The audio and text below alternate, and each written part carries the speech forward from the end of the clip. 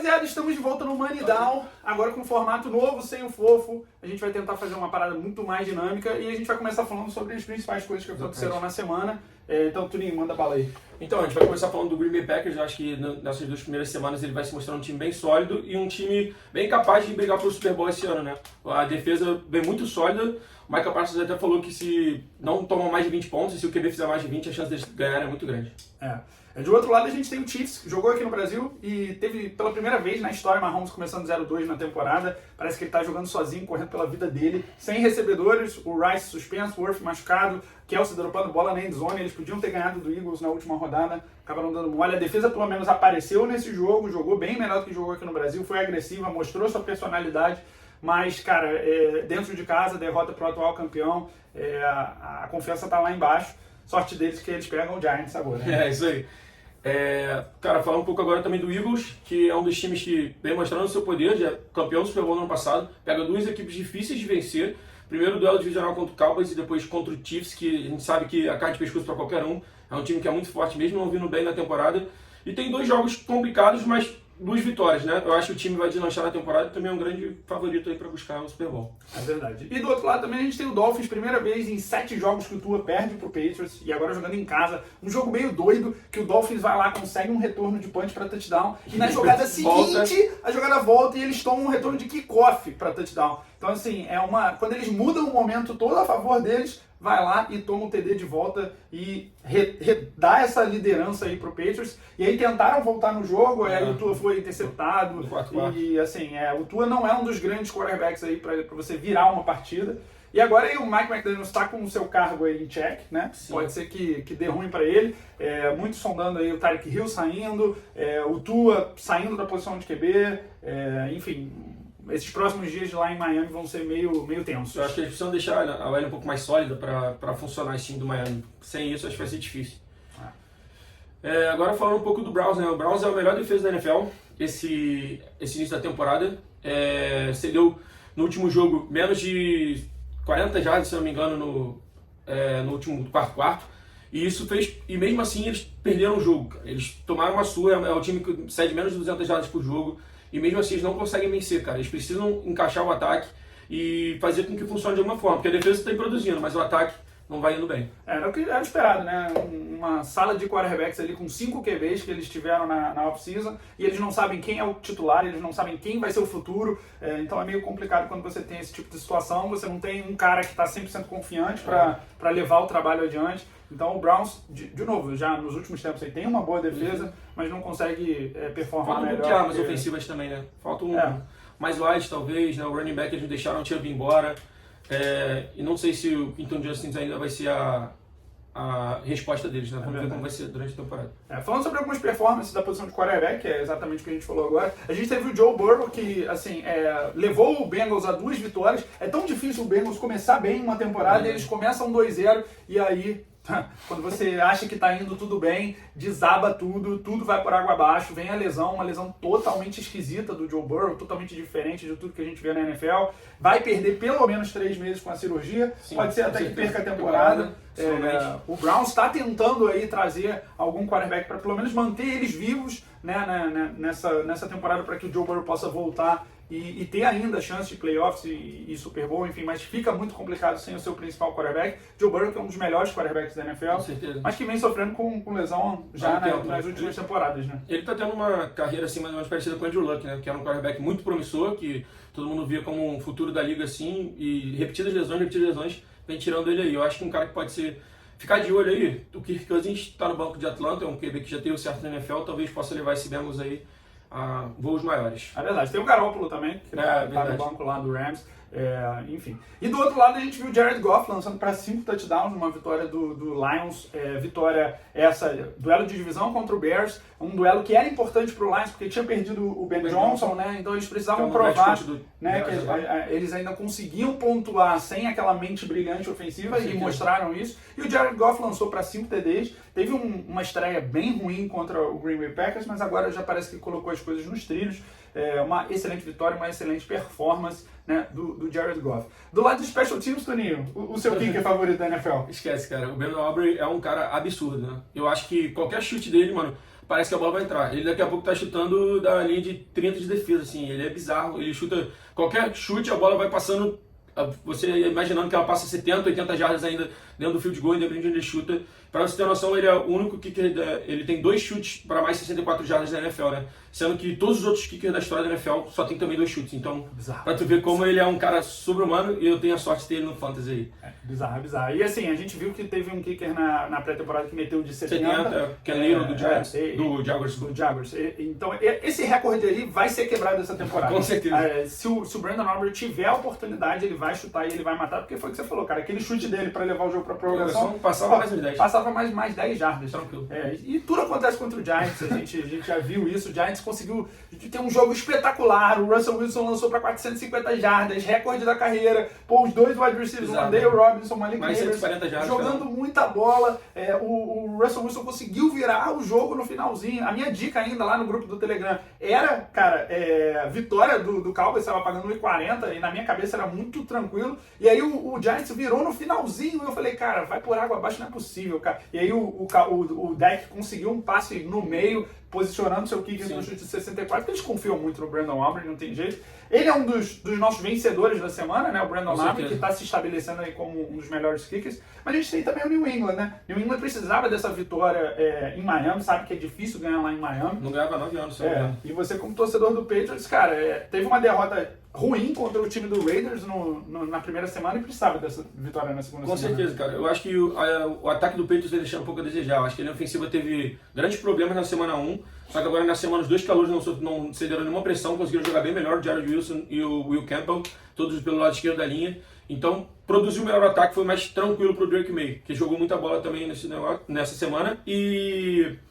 a defesa do Patriots vem mandando muito bem. Eu acho que o grande problema é o ataque. Quando voltar o Christian Gonzalez, eu acho que o time fica mais sólido e o Patriots tem que galgar aí talvez uma vaguinha nos playoffs aí. É verdade. Um dos outros vencedores dessa semana, na minha opinião, foi o San Francisco 49ers, que perdeu o Brock Purdy aí por algumas semanas, e aí entrou o Mac Jones. Mac Jones, que era um cara que o Shanahan queria no seu time, né, queria ter draftado no draft dele, e agora tá tendo a oportunidade de trabalhar com ele. Ele jogou muito bem. Para um QB reserva, cara, a quantidade de antecipação de passes que ele teve nessa semana foi algo surreal. Ele jogou bola, cara, ele foi consistente, ele acertou 7 de 12 em terceiras descidas, e os 3 touchdowns que ele lançou foram em terceiras descidas. Então ele mostrou também, cara, que na hora do vamos ver, ele mete as bolas, e o que me chamou a atenção foi de fato essa antecipação. Parecia que ele tinha essa sintonia com os recebedores e com o running back. McCaffrey jogou muita bola recebendo.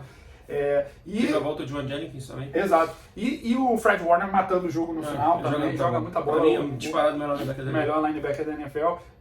E mantém o 49ers vivo, né? Começa 2-0 nessa temporada. A gente sabe que o Super Bowl vai ser lá em Santa Clara, lá na Califórnia. Então é uma motivação extra para esse time chegar, né, no Super Bowl.